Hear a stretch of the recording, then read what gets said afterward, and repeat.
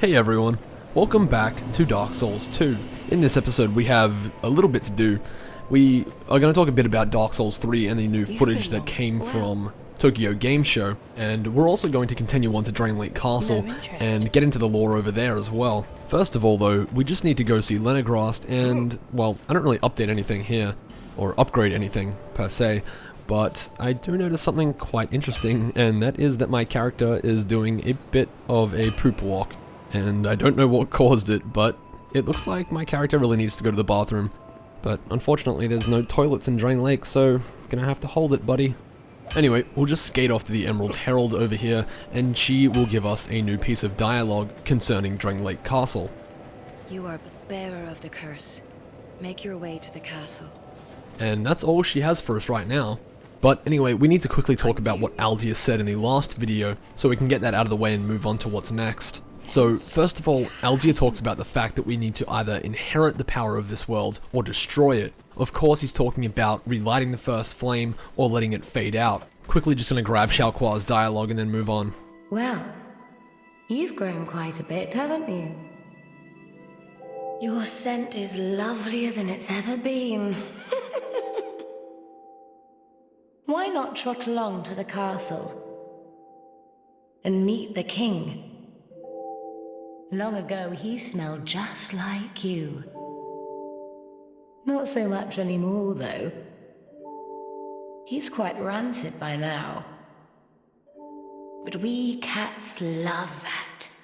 It's an acquired taste. And I can't remember if I got this next piece of dialogue already, but I'm just gonna grab it again in case I didn't. Once, people tried to round up the undead and hide them away from the world. They thought that imprisoning the undead would solve the problem. They created a towering bastille to contain them, but in the end, it did no good. The lost sinner lives deep within the bastille.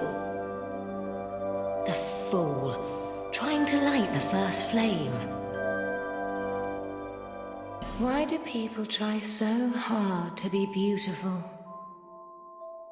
We cats are born beautiful, of course. The human ego.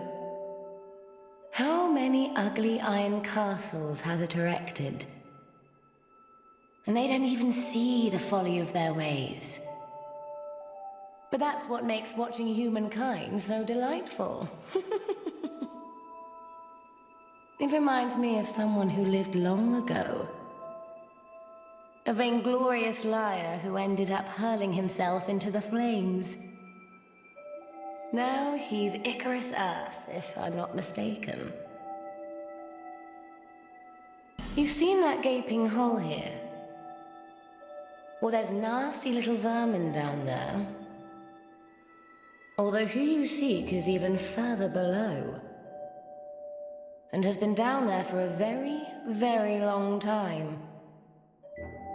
He's plumb rotten by now, I'm sure. Men develop the most peculiar fascinations. Sometimes their fascinations seem to take control, till there's very little man left. Oh, it's like that awful traitor long ago. He coveted what he did not have, and it drove him mad. What a curious conundrum. The writhing ruin keeps searching as we speak. Searching for its heart's desire. I couldn't remember if I got that dialogue, so apologies if I already did. I'll put a skip button just before it so you can skip it if you've already heard it. But basically that was just a refresher course on the 4 Great Soul bosses, along with a bit of information on Seath as well, which is a bit interesting. So even Xiaoqua knows about the traitor that lived long ago, who we know as Seath, that I've explained in previous episodes. And she goes further to say that the writhing ruin keeps searching for its heart's desire. Now, if we think of the writhing ruin as Seath inheriting Freya's body, then Seath is obviously still searching for what he lacks, and basically what was unrequited to him in the time when he was alive. Anyway, the thing that I'm going up to get in this room behind the Forgotten Door is the key to the first DLC, the Sunken King. You also get the Great Lightning Spear up here, which is a bit handy if you're a Miracle user, but unfortunately we're going full Dex and Strength for this build, so it doesn't really matter to us. Anyway, back to Aldia. So, what Aldia said was that we either inherit the power of this world or we destroy it. And that means we have the choice to either relight the first flame and join the world in inheriting a new age of fire, or we destroy it by letting the flame fade out and letting darkness take over the world. There is something very interesting that Aldia says at the end of the game, and I mean the very end. And he says something along the lines of, those two aren't the only choices to make in this world, and there may in fact be a third choice that we can make, which, by inflection, may be him saying that we can break the curse of undeath somehow, in some way. But of course we don't get to see this in Dark Souls 2, so hopefully this is expanded upon in Dark Souls 3 somehow, even though it's not the same development team. Hopefully Miyazaki kind of keeps that same underlying plot of Dark Souls 2 in Dark Souls 3 somehow. Otherwise, it would seem as if Dark Souls 2's main storyline was all for naught, and it didn't mean anything overall. And that would be a bit of a waste, because while this game isn't perfect, it still does have quite an intriguing story and lore. Anyway, now that we're on the subject of Dark Souls 3, there has been new footage shown at the Tokyo Game Show on September 18th and 19th, and it is quite interesting because it's not the same as what was shown in the leaked phone footage from E3 and Gamescom. It is quite a bit different, at least the mana, or the way that mana is used, and spells and battle arts are used is different, along with some of the UI elements. For starters, the mana is now pretty much the exact same as how it was in Demon Souls. When you use spells, your mana bar goes down, and also when you use battle arts and critical arts, your mana goes down as well. So it's not just spells and magic, it's also physical attacks and battle stances that use that mana bar. Other than that information, there has been no new things shown in the trailer, other than a bit of an elongated boss fight, and the trailer being HD itself, so you can actually see the game for what it's meant to be, and the demo for what it's meant to be in good quality, rather than watching it off a cell phone. And that is probably one of the best things about this trailer, or this gameplay rather. It shows us, in good quality, what Dark Souls 3 is going to be. And, well, it looks amazing. It looks like a cross between Demon Souls and Bloodborne, to be honest. It doesn't even really look like Dark Souls so much. I mean, it does, but just the way the character moves and the UI and everything, it makes it look more Demon Souls rather than Dark Souls. And it looks crossed with Bloodborne because of the combat and how fast it is. You could say it's still Dark Souls, of course, but to me personally, it just looks more like Demon Souls. And just quickly while I'm looking at them, these inscriptions on the wall are actually quite interesting. I think they may be showing us either Sin, the slumbering dragon from the Sunken King DLC, or another dragon that's in the game somewhere. But since this is at the Shrine of Winter, I think it definitely has to do with the DLC. I don't know if there's really many other dragons in the game that look like that other than Sin, so that's why I think it's most likely Sin in the description on those stone tablets. It could be possible that it may be the Guardian Dragon as well, but that dragon isn't that important. It just basically guards the way to the Dragon Eyrie, where more and more of those Guardian Dragons can be found. And I mean, we've already found one of them in Hyde's Tower of Flame, so they can't be that important if there's just a myriad of them. And some of you are most likely thinking that those stone tablets in there look a bit the same as the one in the Dragon Eyrie and in the Sunken King DLC. They are not the same inscriptions, so the ones in the Sunken King DLC area and in the Dragon Eyrie definitely depict Sin, but those ones look a bit different, and I can't really tell what exactly they are depicting, and that's why I'm so unclear on what they could mean. I still don't know myself, even after playing through this game about 10 times. So, we're almost at Drangleic Castle, and we're about to go through a bit of a weird weather change here. The weather goes from being sunny out there to rainy in here, and who the hell knows why. It's just an aesthetic change, but it makes no sense whatsoever. Like, no sense. I mean, Drangleic Castle could be casting its own weather system or something like that, but it's never explained in the lore why this place is always raining and why everywhere else is always normal.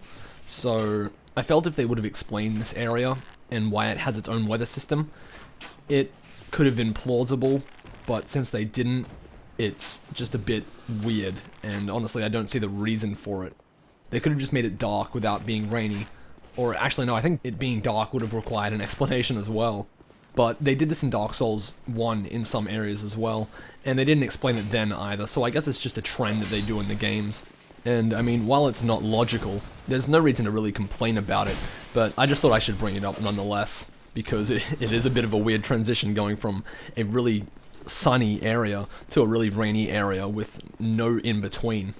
So anyway, as we come up on Drangleic Castle here, you'll notice that the entranceway is very dramatic, and it has a giant bridge where the Emerald Herald is standing.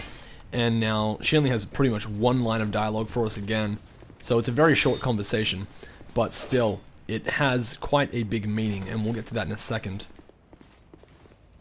This castle is isolated, but nonetheless you must forge on to bring an end to your journey and mine. So she says, and her journey, not just ours. It's a collective journey of mine and hers. So what she's essentially saying here is that she is our guide on this journey, and once it is over for us, it is also over for her. Now, that may not seem so important right now, but it will in the future when we speak to her again at different locations. And just looking up at Drangleic Castle here to show that the moon is in fact out, and it's not the sun. So, just another really weird change in this area. The moon is out now, when about 5 minutes ago the sun was out when we were in the Shaded Woods. And, like, it's just a really weird transition to have. I mean, I know that this, it seems rushed almost to me. So, like, they went between the Shaded Woods and Drangleic Castle with no change of, like, time or change of aesthetic. It just went from white to black, pretty much. That was the difference. It was black and white. And the moon is out here, and the sun was out in the Shaded Woods. It just doesn't make sense, and there's no explanation for it at all. I felt they could have done better with the transition between these two areas, but unfortunately this is the best that we've got. I mean, at least with Anor Londo in Dark Souls 1, if you killed Guinevere, Anor Londo would fall into Twilight, and that at least had an explanation for the change of aesthetic and the change of lighting and such.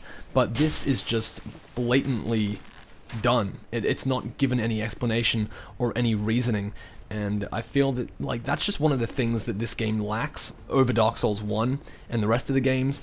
They have certain things in this game that just aren't explained, and that's not just in the lore, it's in the game world as well, and the levels. But, like, this lighting change and it being the moon out in Drangleic Castle rather than the sun, it does give it a really nice look, but it would be better if that look was justified.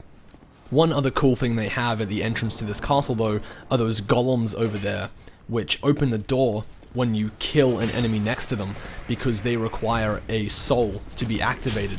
And to be honest, the entrance to Drangleic Castle, for me, is more memorable than the entrance to Anor Londo Castle, which is probably saying something, because Anor Londo, for me, is better than Drangleic Castle, for many others as well, most likely.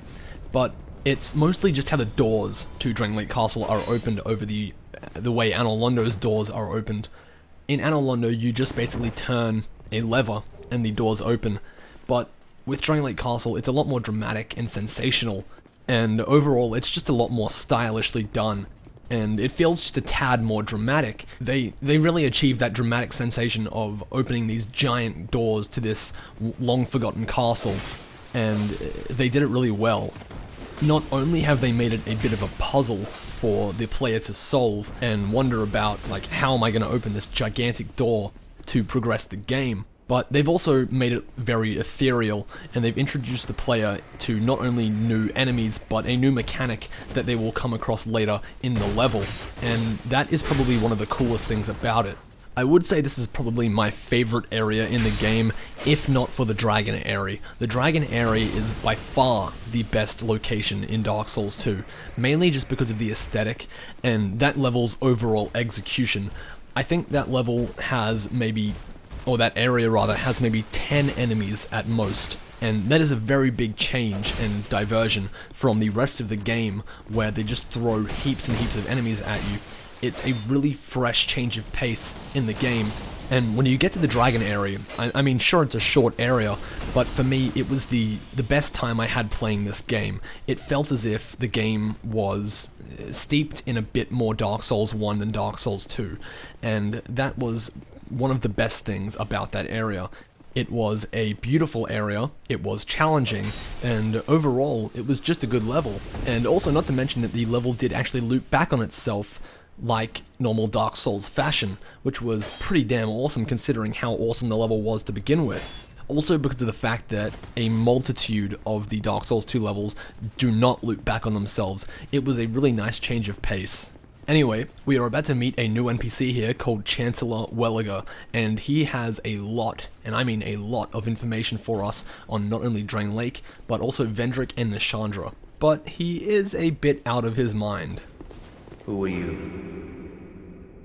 And by whose permission do you stand before me? This castle is a domain of King Vendrick. Is your trespass intentional? His Highness. Where has he gone? You are a guest of our castle. I am the Chancellor, Welliger. Do you seek an audience with my lord, King Vendrick? Unfortunately, His Highness is absent. My lord, the King the Queen has taken him. My lord made magnificent findings on souls, an accomplishment for the ages. He vanquished 4 great ones and built this kingdom upon their souls. Our king has watched over this land since ages long ago. King Vendrick, we must fight back, or the giants will take Drangleic. The king had a dear queen, a woman of unparalleled beauty. Long ago, the queen came to us, alone, from a faraway land. She warned our lord of the looming threat across the seas, of the giants. The king crossed the ocean and defeated the giants with the queen at his side. The king commandeered their power and created the golems. With the golems, the king created this castle to celebrate victory and to show his love, his gratitude to his queen. The queen brought peace to this land and to her king. A peace so deep, it was like the dark. Is this some sort of a dream? Where am I? What has happened to our castle? Who are you? And by whose permission do you stand before me? Welcome, visitor. Our guests are treated with honor. This is the way of our castle. Tell me if you should require anything. Alright, so not only does Welliger know about what Nashandra is, he knows that she is definitely evil in some fashion, but he also knows about the fact that she was the one who warned Vendrick about the giants and convinced him to travel across the sea and confront them, and then in turn kidnap giants and take them back to Drangleic to study and experiment on them to find a way to break the curse of undeath. My lord made magnificent findings on souls, an accomplishment for the ages. He vanquished 4 great ones and built this kingdom upon their souls. Our king has watched over King... Okay, so this explains to us why we needed the 4 great souls to access Drangleic Castle. Since this kingdom was founded on their souls, it would only make sense to have to use them to access the path to the castle. Now, we'll talk more about Welliger in a second, but this room is precisely what it looks like, the throne room for the king and queen. The king's chair on the right and the queen's chair on the left, or so it would seem. The king's chair on the right there seems to be a bit bigger than the queen's chair, most likely to signify some sort of dominance over the kingdom and over the queen, since the king would definitely have had more power than the queen in those times, or at least in medieval, which this is based off, so that would have only been customary. Anyway, Welliger also mentions that Nishandra, the queen, brought a peace to the land so deep it was like the dark. Now, this is our first hint as to Nishandra's true nature, and it seems as if Welliger doesn't know what she is exactly, but he has an inkling, or so it would seem. Vendrick discovered the true nature of Nishandra, and that was the reasoning behind him creating this elaborate plan to stop her from gaining the Throne of Want. And it would only make sense for Vendrick to tell Welliger, who is his closest confidant, about what she truly is. And I'm not sure why Welliger is a ghost, but it may be the fact that he has spent so long waiting for his king to return that he himself passed away whilst waiting for Vendrick to return. Although it's kind of weird that Welliger wasn't an undead, because as we know, most people that are in the land of Drangleic are undead, so not many people actually become ghosts, or even have the chance to. So Welliger may have been one of the few people who were not afflicted by the curse, which is quite weird. Also, in this room, there used to be a bunch of enemies standing in the middle that had pretty much no purpose. They were just guarding this door that is behind this cyan knight here. But there was nothing in that room in the original vanilla game, but now there is the key to the 3rd DLC, which is known as the Crown of the Ivory King, and we'll be getting onto that DLC as soon as we're finished with base game. Now, I know that seems like it's ages away, but trust me, it's not. The only reason that I've been uploading so slow recently is because I'm in my last few months of my 2nd year of university, and things are just getting tougher and tougher for me to keep up with uploads. So as soon as I go into holidays over here, I will be doing my best to upload daily, not if every 2 days, therefore making my upload schedule a lot better and hopefully improving the quality of my work, since I will have a lot more time to work on these videos. Also, in this room right here, in the normal Dark Souls 2 game, this room was a fucking nightmare. There were 2 of these royal swordsmen in the room, and every time you came up the ladder or through the doorway, they would immediately aggro on you and just destroy you if you weren't prepared for them, because it's such a close quarters battle that it's difficult to either get out of or to even hit anything in that space. And I like that they've changed it up now so that there's just one of them in the room that is a statue that comes to life, and then the other one is just a statue by itself. I like that a lot more as a solution to that problem. And then also down there, that's the door to the Throne of Want. So we go there much later in the game when we've basically finished everything. So yeah, if this is your first time watching or going through a playthrough of Dark Souls 2, which I'd be really surprised by, because if you're watching this, then I'd really recommend you go play it yourself. But yeah, just keep that door in mind, because we'll be coming back there a lot later on. I don't really know if I should go through the entire lore of Drangleic Castle, because, I mean, we've already covered most of it in the previous episodes when I'm just talking about the region of Drangleic in general. The founding of Drangleic as a colony was the same as the founding of this castle.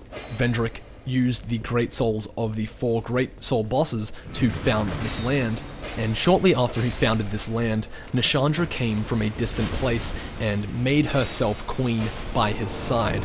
She then pushed Vendrick to cross the sea in search of the giants. Vendrick then kidnapped some giants, brought them back, and experimented on them to create what are known as the golems, which we saw at the very entrance to Drangleic Castle. He then harnessed the essence of the soul to give these golems life and build his castle as it stands now. That about sums up the origins of Drangleic and Drangleic Castle.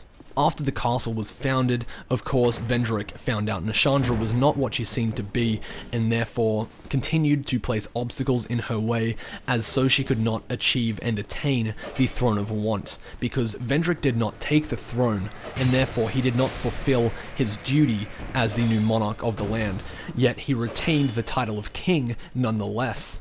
So essentially what Nashandra wants to do is she wants to take the throne from Vendrick, even though he has not yet acquired it himself. So she wants to thrust the land into darkness by taking the throne herself. That is about her only motivation.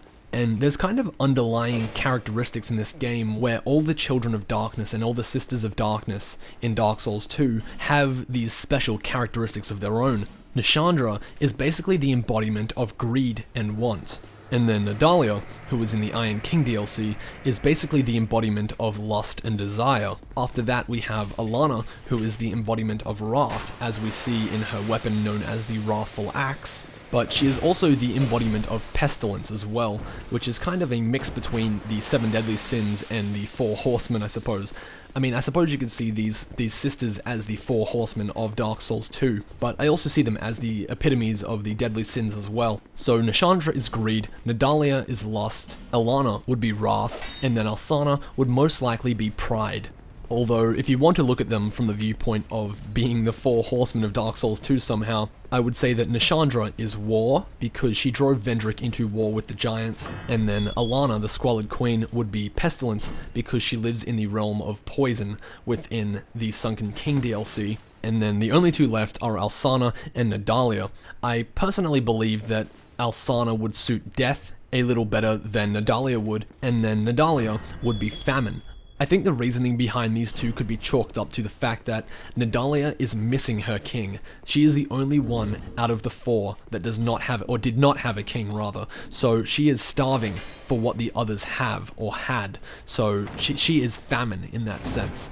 And then Alsana is death because she sends you as the player to kill her king. She is the harbinger of death in that situation. To me, that makes a lot of sense, and I think it brings a really cool dynamic to the game if you think of it from that perspective. There's also this painting of Nashandra on the wall to the back of me that builds up your curse bar when you get close to it, and will curse you over and over again if you stand within its range for too long. This painting and its effects are the next hint towards the true nature of Nashandra.